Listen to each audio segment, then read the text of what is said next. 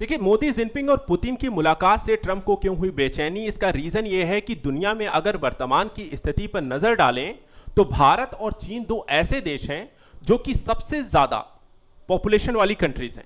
इसके अलावा जहां हम रशिया की बात करते हैं, जो एनर्जी सेक्टर में यहां पर देखा जाए तो पावर हाउस के तौर पर है, न्यूक्लियर पावर हाउस के तौर पर है। वहीं चाइना की बात करें तो technology basis, infrastructure basis, economical जो पावर है वो यहां पर यूएसए को टक्कर देता है। वहीं भारत की अगर बात करें तो सर्विस सेक्टर का पावर हाउस है, सबसे तेजी से बढ़ती हुई अर्थव्यवस्था है, सबसे बड़ी जनसंख्या वाला देश है और सबसे बड़े लोकतंत्र के तौर पर है।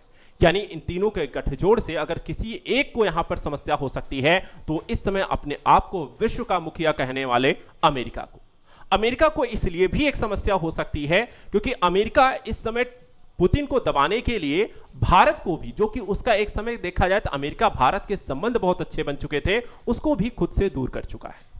वहीं भारत और चीन जो दो एक दूसरे से देखें सीमा विवाद को लेकर पिछले कई सालों से लड़ रहे थे, उनके बीच अचानक से एससीओ समिट के दौरान एक बेहतर संबंधों को बनाने की ओर यहां पर अग्रसर होते हुए देखा जा रहा है।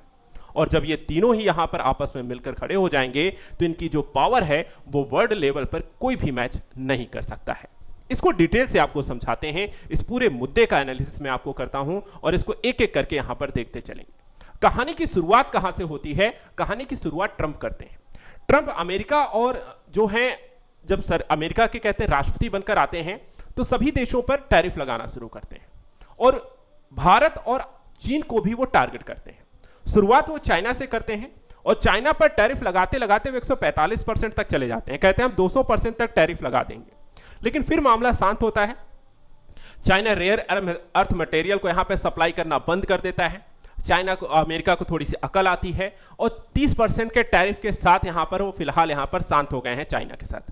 लेकिन अब उन्हें दूसरा एक देश चाहिए था जिस पर वो फिर से अपने आप को ज्यादा प्रखर तरीके से दिखा सकें कि मैं यहां पर यूएसए का ट्रंप हूं, मैं यहां पर विश्व का लीडर हूं। तो भिड़ जाते हैं मोदी से और मोदी को यहां पर देखा भारत पाकिस्तान का युद्ध होता है, उस दौरान से वहां पे सीज फायर को लेकर के अब तक लगभग देखा जाए तो 50 बार कह चुका है कि मैंने सीज फायर कराया है। मुझे नोबेल प्राइज को लेकर के वो लगातार दबाव बनाने की कोशिश करते हैं, सीज फायर को लेकर के क्रेडिट चाहते हैं और जब ये दोनों चीजें नहीं होती हैं तो ट्रेड को लेकर के भी दबाव बनाने की कोशिश करते हैं कि कहते हैं कि जो हमारे यहाँ के दूध है, जो उनकी गायें हैं, जो मांस इत्यादि खाती हैं, वैसे दूध और इत्यादि चीजें जो है किसानों को लेकर वो आप ट्रेड यहाँ पे सप्लाई हमें करने दें, वो भी सस्ते दामों पे। भारत इसके लिए तैयार नहीं होता है और किसी भी चीज को लेकर के सहमत नहीं होती और शुरू हो जाता है ट्रेड वॉर। इस ट्रेड वॉर की कहानी अगर हम देखें तो भारत पर 50% तक टैरिफ लग चुका है 27 अगस्त तक। पहले 25% लगाया गया, फिर 50% लगाया गया। इसके बावजूद भारत ने अमेरिका के साथ ट्रेड डील करने को लेकर के कोई सहमति नहीं जताई। पुतिन और यूक्रेन को लेकर के जो विवाद रहा है देखा जाए तो अभी भी चल रहा है। ट्रंप की लाख कोशिशों के बावजूद यहां पर पुतिन अभी भी कोई भी सीज फायर करने को तैयार नहीं है, कोई समझौता करने को रेडी नहीं है। अब यहीं से समस्या क्रिएट होती है। ट्रंप ने तीनों के साथ यहां पर एक तरीके से सीधा सीधा ही यहां पर अटैक करके अपने आप को एक विलेन बना लिया है वर्ल्ड के लेवल पर। इतना बड़ा विलेन कि यहां पर उनके ही कई सारे यहां पर जो प्रतिनिधि हैं वो उसका विरोध करना शुरू कर चुके हैं।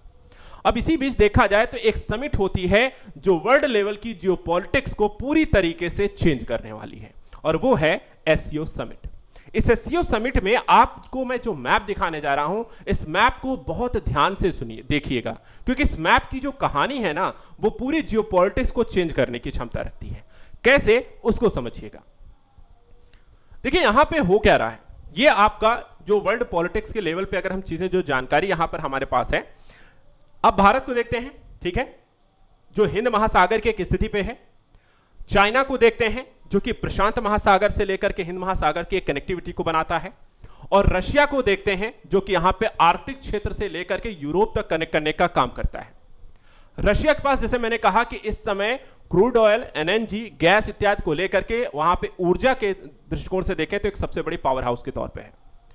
चाइना और इंडिया की अगर सीमा रेखा को अगर एक दूसरे से आप कनेक्ट करें तो रशिया से होते हुए, चाइना होते हुए आप भारत तक आ सकते हैं, या एक तरीके से मैं आपसे कहूं कि आर्कटिक से यहां पर हिंद महासागर तक कनेक्टिविटी इन तीनों देश के माध्यम से संभव है। इन तीनों देश के माध्यम से ईस्ट को वेस्ट से जोड़ा जा सकता है। इन तीनों ही देशों के माध्यम से ग्लोबल साउथ की परिकल्पना को विकसित किया जा सकता है, क्योंकि भारत के साथ अफ्रीका को ट्रेड रूट आप यहां पर हिंद महासागर से जोड़ सकते हैं। इसके अलावा अगर हम देखें इस समय अगर वर्ल्ड लेवल पर देखा जाए तो मिडिल ईस्ट जो कंट्रीज हैं जहां पर एक समस्या लगातार क्रिएट हुई है, रशिया यूक्रेन का जो एक विवाद यहां पर चल रहा है, इस क्षेत्र को भी अगर आप देखें तो ये जियोपॉलिटिक्स का मुद्दा है। रीजन रशिया यहां पर यूक्रेन को जो लगातार अटैक कर रहा है, क्रीमिया पर कब्जा कर चुका है, ब्लैक सीज को लेकर के यहां पर लगातार वो कोशिश कर रहा है कि यूरोप के माध्यम से मिडिल ईस्ट तक पहुंच बना सके। वहीं अगर हम देखें इजराइल वर्सेस यहां पर आपका फिलिस्तीन का जो मुद्दा है वो भी काफी कुछ कहने को है। अब यहां पर इस एक चीज और इसमें समझिएगा, G20 में एक संगठन बनाया गया, G7 संगठन बनाया गया, जहां पर कहीं ना कहीं वेस्टर्न पॉलिटिक्स हावी रही है। लेकिन एससीओ, ब्रिक्स जैसे संगठनों के गठन के बाद ईस्ट या ग्लोबल साउथ की अवधारणा या हम कहें विकासशील देशों की यहां पे पृष्ठभूमि मजबूत हो चुकी है। अब ये ईस्ट वर्सेस वेस्ट की अवधारणा को जन्म देने लगे हैं और अमेरिका के सुपर पावर की यहां पर एक स्थिति को एक तरीके से नेग्लेक्ट करके एक मल्टीपोलर वर्ल्ड की यहां पर स्थापना करते हैं। अब इसमें आप देशों की स्थिति को देखें, इसमें आप जहां पर Uzbekistan, Kazakhstan, Armenia, Azerbaijan, Belarus, Turkey, Egypt, Saudi Arab, Iran, Afghanistan, Pakistan, UAE, Qatar, Bahrain, Kuwait, India, Nepal, China, Sri Lanka, Maldives, Cambodia, Mongolia, Russia, Kyrgyzstan, Tajikistan, Kazakhstan, Uzbekistan जैसे देश हैं।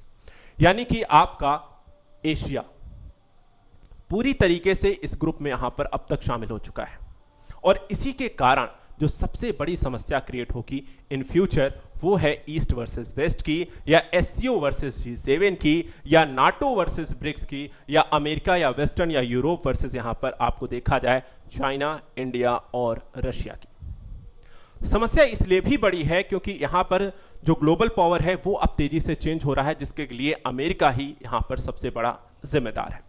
एससीओ के बारे में थोड़ी सी जानकारी आप सभी को साथ साझा करेंगे। देखिए, सबसे पहले एससीओ जो है 10 देशों का संगठन है। इसमें इसकी स्थापना 15 जून 2001 को होती है और इसका मुख्यालय बीजिंग में है। कौन से 10 देश हैं, कई बार एग्जाम में आपसे पूछा जा सकता है, तो ध्यान रखिएगा, भारत, चीन, Kyrgyzstan, Iran, Pakistan, Tajikistan, Kazakhstan, Belarus, Uzbekistan और रूस इसके यहां पर सदस्य देश हैं। लेकिन इसके साथ साथ अगर हम देखें तो कई सारे यहां पर ऑब्जर्वर कंट्रीज भी इसमें हैं और इसके अलावा आपको देखा जाए तो इसमें कुछ जो स्थिति डेवलप हुई है वो भी आपको देखा जाए तो यहां पर आपको 1996 में एक संगठन को यहां पर बनाया जाता है, जिसमें से एक कजाकिस्तान, रूस, तजाकिस्तान, चीन और किर्गिस्तान ने मिलकर एक एससीओ को बनाने की परिकल्पना को साकार किया। आगे चल करके देखा जाए तो 2001 में संघाई 5 पहले इसको नाम दिया गया, जब ये 5 देशों ने मिलकर 1996 से बनाया था। लेकिन जब 2001 में उज्बेकिस्तान इसमें शामिल हो जाता है तब जाकर के संघाई 5 का नाम बदल के कर दिया जाता है एससीओ। तो ये फैक्ट ध्यान रखना है। एक क्वेश्चन ये भी हो सकता है कि भारत और पाकिस्तान एससीओ का सदस्य कब बनते हैं, तो शुरुआती दौर में क्योंकि भारत इसका सदस्य नहीं था, 2017 में जाकर के भारत पाकिस्तान के साथ इसका सदस्य बन जाता है। 2023 में देखें तो इसमें ईरान भी जुड़ जाता है और 2024 में हम देखते हैं तो बेलारूस भी जो है एससीओ का मेंबर बन जाता है और इस तरीके से वर्तमान की संख्या का गठन होता है। जैसे मैंने कहा कि यहां पे डायलॉग पार्टनर और ऑब्जर्वर कंट्रीज भी यहां पर एससीओ में शामिल हैं। कितने डायलॉग पार्टनर हैं, तो यहां पर आप देख सकते हैं 14 हैं। अजरबैजान, मिस्र, कंबोडिया, तुर्की, श्रीलंका, सऊदी अरब, कुवैत, नेपाल, कतर और बहरीन। इसके साथ साथ हम देखते हैं मालदीव, म्यांमार और यूएई शामिल हैं। 2 देश अफगानिस्तान और मंगोलिया जो हैं इसके ऑब्जर्वर मेंबर भी हैं। तो सिर्फ 2 ही देश हैं, ध्यान रखिएगा ऑब्जर्वर मेंबर के तौर पर। जो मैंने मैप यहां पर आपको दिखाया था उस मैप को भी आप यहां पर अच्छे से याद कर सकते हैं। ये देख सकते हैं अफगानिस्तान और मंगोलिया 2 अलग कलर से यहां पर आपको दिखाया जो ऑब्जर्वर कंट्रीज हैं। जितनी भी रेड कंट्रीज हैं वो यहां पर इनके संगठन यानी कि सदस्य देश के तौर पर हैं। जो डायलॉग पार्टनर हैं वो यहां पर आपको इस कलर में आपको दिखाए गए हैं कि कौन कौन से कंट्रीज यहां पर आपके डायलॉग पार्टनर हैं। तो ये जो स्थिति है एससीओ की अपने आप में काफी कुछ यहां पर कह देती है। अब आते हैं एससीओ समिट को समझने के बाद, बेसिक फैक्ट और नॉलेज जानने के बाद अब आगे बढ़ते हैं। देखिए यहां पर एक मुद्दा अब आपको समझाते हैं, भारत, चीन, रूस वर्सेस अमेरिका की। अगर ये 3 देश साथ में आ जाते हैं तो अमेरिका पर इस पर किस तरीके का दबाव पड़ सकता है। तो अगर आप देखें पॉपुलेशन वाइज एक एक करके समझते हैं। इन तीनों ही देशों की पॉपुलेशन जो वर्ल्ड लेवल की अगर हम देखें तो टोटल है 835, जो दुनिया की यहां पर आपकी पॉपुलेशन वो 835 है। अगर इन 3 देशों की मिला लें तो वर्ल्ड की करीब 37% है, यानी करीब 304 करोड़ लोग यहां पर हैं। ये आप वर्ल्ड पॉपुलेशन में भारत का हिस्सा देख सकते हैं 147 करोड़, चाइना 142 करोड़ और रशिया जो है 14.6 करोड़ है। इसमें भारत और चीन का सबसे बड़ा यहां पर अगर रोल है, और इनको देखें तो अमेरिका की जो कुल आबादी है उससे अगर आप तुलना करें तो मात्र 34.7 करोड़ लोग हैं, जो कि आपको बहुत ही एक कह सकते हैं कि कम लोग हैं पॉपुलेशन के लिहाज से, क्योंकि सबसे ज्यादा ह्यूमन रिसोर्स चाहिए होगा आपकी इकोनॉमी को डेवलप करने के लिए, और इन देशों के पास एक बहुत ही ज्यादा बड़ी यहां पर इकोनॉमिक पावर है, वो है उनकी ह्यूमन रिसोर्स। जीडीपी की तुलना करते हैं, तीनों देशों की खरीदारी जो है अमेरिका की खरीदारी से दोगुनी है। कैसे? देखिए, इस समय जो दुनिया की जीडीपी है वो करीब है 197.43 ट्रिलियन डॉलर की। वहीं अगर हम भारत, चीन और रशिया की बात कर लेते हैं तो चाहे भारत की जो है 16.19 ट्रिलियन डॉलर, चाइना की देखें तो 38.19 ट्रिलियन डॉलर, और रशिया की देखें तो 6.92 ट्रिलियन डॉलर, यानी कि टोटल 31.7%। तो दुनिया की जीडीपी जो है 197.43 ट्रिलियन डॉलर में से 61.3 जो है ट्रिलियन डॉलर, यानी कि टोटल 31.7% हिस्सेदारी मात्र इन तीनों देशों की है। अमेरिका की जीडीपी कितनी है? 29.18 ट्रिलियन डॉलर, यानी तीनों देशों की कंबाइंड जीडीपी भी जो है वो अमेरिका से दोगुनी है। तो जीडीपी के मामले में भी अमेरिका इन तीनों देशों के साथ आ जाने से कहीं नहीं ठहरेगा। इसके बाद आते हैं ट्रेड के बारे में, ट्रेड से भी तुलना कर लेते हैं। अब इन तीनों देशों का साझा कारोबार जो है वो अमेरिका से 1.5 गुना ज्यादा है। करीब ग्लोबल जो ट्रेड है इस समय 33 ट्रिलियन डॉलर का है, ठीक है। भारत इसमें हिस्सेदारी रखता है 1.12 ट्रिलियन डॉलर की, चाइना की 5.54 ट्रिलियन डॉलर की, रशिया की 0.59 ट्रिलियन डॉलर की। और वहीं अगर हम बात करें हिस्सेदारी की, 21% हिस्सेदारी इन तीनों देशों की है वर्ल्ड लेवल पे, जो कि यहां पर 7.25 ट्रिलियन डॉलर की है। वहीं अमेरिका की अगर आप बात कर लें तो अमेरिका की 4.99 ट्रिलियन डॉलर का यहां पर ट्रेड है, और इस तरीके से यहां पर टोटल 5%, यहां पर 45% तीनों देशों के कंबाइंड से ट्रेड से अमेरिका का यहां पर ज्यादा एक स्थिति है, जो कि ट्रेड के मामले में भी इन तीनों को मजबूत बनाती है। फिर बात आती है एटॉमिक पावर की। एटॉमिक पावर अगर देखें तीनों देशों की, क्योंकि तीनों ही देश परमाणु शक्ति संपन्न देश है, अमेरिका भी क्योंकि परमाणु शक्ति संपन्न देश है।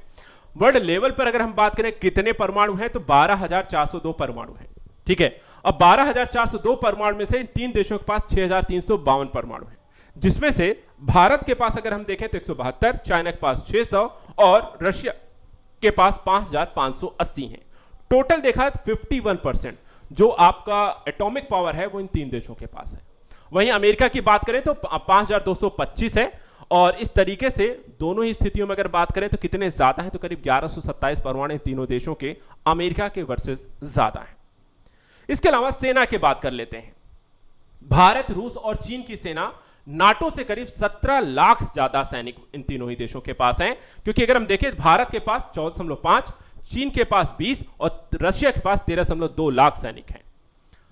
नाटो से यहां पर देखा जाए तो अमेरिका के 13 लाख हैं, ब्रिटेन, फ्रांस जैसे 32 देशों को मिलाकर के करीब 35 लाख एक्टिव यहां पर सैनिक हैं। तीनों देशों के पास नाटो से करीब 1.5 गुना, यानी कि करीब देख सकते हैं 47.7 लाख सैनिक हैं। और नाटो देशों की कुल जीडीपी जो है वो आपको देखा 30.34 ट्रिलियन डॉलर है। वहीं रूस, चीन और भारत की यहां पे जीडीपी नाटो से 2 गुना भी ज्यादा है। अमेरिका की अगर हम बात करें तो नाटो देशों के पास 5,692 न्यूक्लियर पावर वॉरहेड्स हैं, वहीं तीनों देशों के पास आपको 6,352 न्यूक्लियर पावर है। यानी किसी भी एंगल से अमेरिका, नाटो, यूरोपीय जो कंट्रीज हैं वो भारत, रशिया और चाइना के मुकाबले खड़े नहीं हो सकते हैं। तो वैसी स्थिति में सवाल आता है कि क्या ग्लोबल जियोपॉलिटिक्स के कारण पूरी तरीके से बदल जाएगी? क्या भारत, चीन और रूस के साथ हो जाने से क्या अमेरिका को यहां पर सबसे ज्यादा नुकसान होने जा रहा है? तो देखिए, अमेरिका को एक नहीं 5 अलग अलग तरीके के नुकसान होने जा रहे हैं, और एक से बढ़कर के एक नुकसान होगा। एक एक करके देखिएगा। सबसे पहले जो नुकसान यहां पर अमेरिका को होने वाला है वो है प्रोडक्शन। देखिए, प्रोडक्शन वर्ल्ड लेवल पे अगर हम देखें तो चाइना मैन्युफैक्चरिंग वर्ल्ड लेवल का हब है, यानी कि विश्व को जो सप्लाई करता है जो सबसे ज्यादा वो चाइना करता है। अब चाइना को आपने विरोधी बना लिया। दूसरा, चाइना के +1 की बात की जा रही थी, जहां भारत को चाइना का एक विकल्प प्रस्तुत किया जा रहा था और धीरे धीरे कंपनियों को शिफ्ट करके भारत में मैन्युफैक्चरिंग को बढ़ा करके वो चीजों की आपूर्ति करनी थी। लेकिन आपने टैरिफ वॉर के चक्कर में भारत को भी खुद से दूर कर दिया। अब ऐसी स्थिति में भारत जो सबसे तेजी से बढ़ती हुई अर्थव्यवस्था है, चाइना जो विश्व का ग्लोबल हब है यहां पर मैन्युफैक्चरिंग का, दोनों अगर साथ हो गए तो यहां पर चीजों की सप्लाई करने में, निर्यात करने में इन दोनों के द्वारा वर्ल्ड लेवल को कंट्रोल किया जा सकता है। और ऐसी स्थिति में अमेरिका को इसका खामियाजा भुगतना पड़ सकता है। अमेरिका की कंपनियां ज्यादा अपना प्रोडक्ट्स जो है मैन्युफैक्चरिंग चीन भारत से करेंगी, और इसके हिसाब से अगर हम देखें तो मैन्युफैक्चरिंग चाइना ज़्यादा सस्ती चीज़ों पे करता है, अमेरिका में हम मैन्युफैक्चरिंग महंगी पड़ती है। इसके कारण आप ग्लोबल लेवल पर ट्रेड यानी कि व्यापार नहीं कर सकते, कंपटीशन नहीं कर सकते हैं। ऐसी स्थिति में आईफोन, लैपटॉप, दवाइयां, सेमीकंडक्टर जैसी जो चीजें हैं जो कि यहां पर आपको महंगी होनी शुरू हो जाएंगी, और अमेरिका को चीन प्लस वन की जो भारत की है, भारत प्लस टू के बारे में जो यहां पे एक रणनीति आपको बनाकर चल रहे थे, वो पूरी तरीके से बारे में टूट जाती है, और सप्लाई चेन और मैन्युफैक्चरिंग लगातार आपको समस्या क्रिएट करेगी, और इसका सबसे बुरा असर जो आएगा वो अमेरिकी की इकोनॉमिक पर पड़ने वाला है। दूसरी जो समस्या अमेरिका को होगी वो हथियारों की बिक्री को लेकर के, क्योंकि लगातार हम देखते थे कि अमेरिका जो है विभिन्न देशों के साथ रक्षा समझौते करके अपने हथियारों को यहां पर बेच रहा था। अब रशिया, इंडिया और चाइना जो है ऑलरेडी अगर हम देखें तीनों के पास अपनी यहां पर कैपेबिलिटीज रही हैं। चाइना खुद यहां पर सारी चीजों को मैन्युफैक्चर करता है, रशिया खुद के यहां पर हथियार बनाता है, और तीसरा जो देश यहां पर अमेरिका जिसको सबसे ज्यादा सेल करता था भारत को, अब भारत भी यहां पर देखा है तो रशिया से ज्यादा चीजें खरीदता है। और दूसरी चीज, अब भारत खुद यहां पे रक्षा क्षेत्र में आत्मनिर्भर होने के बारे में सोच रहा है, यानी खुद सारी चीजों का प्रोडक्शन करने जा रहा है, चाहे वो आपको फाइटर जेट्स हो, चाहे मिसाइल हो, चाहे आपके रक्षा कवच के बारे में बात करें, चाहे वो किसी तरीके की सबमरीन हो, परमाणु पनडुब्बियां हो, हर तरीके की चीजों को भारत यहां खुद अपने यहां पर बनाने जा रहा है। ऐसी स्थिति में अमेरिका को नुकसान क्या होगा? देखिए, होगा कि भारत दोबारा रूस से हथियारों खरीद को और भी ज्यादा बढ़ा सकता है, जब तक वो खुद की यहां पर आत्मनिर्भर यहां पर चीजों को डेवलप नहीं कर पा रहा है। अमेरिका के साथ जो भारत की यहां पर बातचीत चल रही थी, जैसे F-35 विमान इत्यादि को खरीदने को लेकर भारत ने वहां पर उसको रोक दिया है। बोइंग विमान खरीदने की बात चले, भारत ने उसको यहां पर रोक दिया है। इसके अलावा ट्रंप के टैरिफ के चलते जितने भी यहां पर भारत नेगोशिएशन यहां पर इनके साथ कर रहा था, उन सारी चीजों को भारत ने यहां पर रोक दिया है। तो एक जो बड़ा यहां पर नुकसान होने जा रहा है, क्योंकि भारत की जरूरतें ज्यादा थी, जियोपॉलिटिक्स ऐसी थी कि भारत की चाइना के साथ समस्या थी, भारत को पाकिस्तान के साथ समस्या थी, बांग्लादेश देखा जाए तो अस्थिर था, नेपाल लगातार भारत के क्षेत्रों पर दावा करता है, वहां पर आपको चाइना के यहां पर लगातार हस्तक्षेप रहता था, जिसके कारण भारत को अपनी सुरक्षा के लिए हथियारों की लगातार और बेहतरीन और आधुनिक हथियारों की जरूरत थी। लेकिन यहां पर उन डील्स को भारत ने रोक करके समस्याएं क्रिएट कर दी हैं। इसके बाद तीसरी जो समस्या होगी कि वैश्विक मंचों पर अमेरिका का दबदबा घट जाएगा। रीजन यह भी है कि भारत, रूस और चीन का एक साथ आने से तीनों की पॉलिटिकल जो स्ट्रक्चर है और पावर है वो अलग अलग तरीके का है। भारत जो कि सबके साथ मित्रता बना करके चलता है, भारत की किसी के साथ दुश्मनी नहीं है, भारत सिर्फ अपने राष्ट्रीय हितों को सर्वोपरि रखने के कारण अमेरिका वर्सेस यहां पे भारत चल रहा है, लेकिन भारत इसमें दबा नहीं है। इसके अलावा भारत को सपोर्ट भी बहुत सारे देश करते हैं, चाहे वो ऑस्ट्रेलिया हो, चाहे अफ्रीकी देश हो, चाहे आपको लैटिन अमेरिका, ब्राजील इत्यादि देश हो, चाहे रशिया हो, अब चाइना भी, क्योंकि अब उसको भी अपना लाभ दिख रहा है भारत के साथ, तो वो भी भारत के साथ आके खड़ा होने की बात करता है। और इसके कारण जो है, और इसके अलावा हम देखें तो फ्रांस है, इजराइल जैसे जो देश हैं, यूरोपीय जो कंट्रीज हैं, वो भी कुछ देश जो है वो भारत के साथ हैं। ब्रिटेन के साथ हमारा यहां पे फ्री ट्रेड एग्रीमेंट हो चुका है। ऐसे देशों में भारत का किसी के साथ कोई दुश्मनी है नहीं। ऐसी स्थिति में भारत जहां पर पक्ष अपना मजबूत रखता है, वहीं अमेरिका और भी ज्यादा यहां पर अपने हितैषियों को ही नुकसान पहुंचा रहा है। जापान ने अपने ट्रेड निगोशिएशन को रद्द कर दिया, भारत ने अमेरिका की बात मानने से मना कर दिया, चाइना भी यहां पर अमेरिका पर ऑलरेडी दबाव बनाकर चल रहा है, रशिया जो कि अमेरिका की बात सुनता नहीं है, ब्राजील ने भी यहां पर 50% टैरिफ ले लिया, लेकिन अमेरिका की बात को नहीं सुन रहा है। यानी ग्लोबल साउथ से लेकर के ईस्ट तक और रशिया से लेकर के भारत तक अगर स्थिति को हम देखें तो ईस्ट पूरा हो या ग्लोबल साउथ, वो वर्सेस यहां पर अमेरिका के खड़े होने की बात करता है, वो भी एक साथ। और इसका सबसे ज्यादा नुकसान क्या होगा कि अगर आपको बहुत एक बड़ा धड़ा, या हम कहें कि अगर आपको ज्यादातर देश आपके अगेंस्ट हो गए, तो वैश्विक मंचों पर आपकी कोई बात सुनेगा नहीं, और आपकी जो एक बात रही ना कि आप वर्ल्ड लेवल पर खड़े होकर के अपनी बात मनवाने की जो क्षमता रखते थे, वो धीरे धीरे क्या होगा कि आप खो देंगे, और इसका अमेरिका को ही नुकसान होगा। इसका एक और नुकसान होगा अमेरिका को नुकसान इसका होगा डॉलर को लेकर के। अभी आप देखें तो लगातार एक बात आ रही है कि जो ब्रिक्स कंट्रीज हैं वो यहां पर अमेरिका के डॉलर के मुकाबले खुद का यहां पर मुद्रा में व्यापार करने की बात कर रहे हैं, या एक साझा मुद्रा क्रिएट की जाए, जिसे जैसे ब्रिक्स मुद्रा की बात आई थी, एक नोट यहां पर आया था जिसमें बात की गई थी कि क्यों ना ब्रिक्स को यहां पर एक मुद्रा बनाई जाए और उसी में व्यापार किया जाए। अब बात यह भी आ रही कि भारत जो है ब्रिक्स कंट्रीज के साथ रुपए में लेन देन करेगा, व्यापार जो करेगा रुपए में किया जाएगा, यानी कि उनकी मुद्राओं में एक दूसरे के साथ व्यापार करेंगे और डॉलर को हम यहां पर नजरअंदाज कर देंगे। देखा जाए तो अमेरिका की सबसे बड़ी पावर, अगर मैं आपसे पूछूं आज के समय में अमेरिका की सबसे बड़ी पावर क्या है, उसका न्यूक्लियर यहां पर, उसका व्यापार, उसका रक्षा हथियार, या क्या है?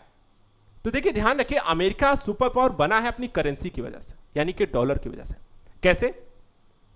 आज हम वर्ल्ड लेवल पर ट्रेड कर रहे हैं तो किस मुद्रा में करते हैं? डॉलर में करते हैं। और वो डॉलर कौन सा होता है? अमेरिकी डॉलर होता है। और वो अमेरिकी डॉलर छापता कौन है? अमेरिका खुद छापता है। यानी कि वर्ल्ड में जितने भी डॉलर की आपको जरूरत पड़ती है, अमेरिका छाप के मार्केट में लेकर आ जाता है। लेकिन अगर मैं आपको बताऊं, अगर आपने इकोनॉमी पढ़ी है, इकोनॉमी में एक हम टॉपिक पढ़ते हैं कि अगर आपको घाटा हो रहा है तो घाटे में आप मुद्रा की छपाई उस लेवल तक नहीं कर सकते हैं।